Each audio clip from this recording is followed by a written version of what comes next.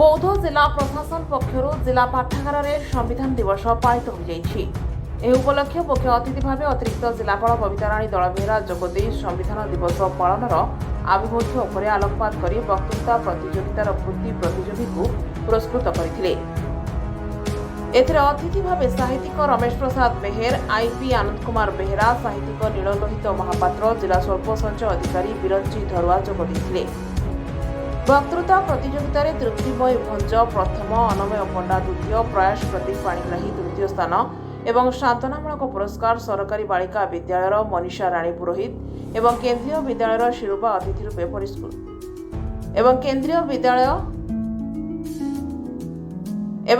विद्यालयर श्रीरूपा अतिथि पुरस्कृत होइथिले।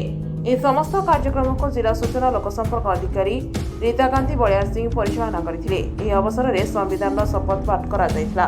ବୌଦ୍ଧରୁ ସୁଶାନ୍ତ କୁମାର ବେହେରା, ଦୌଡ଼ିସା ପୋଷ୍ଟ।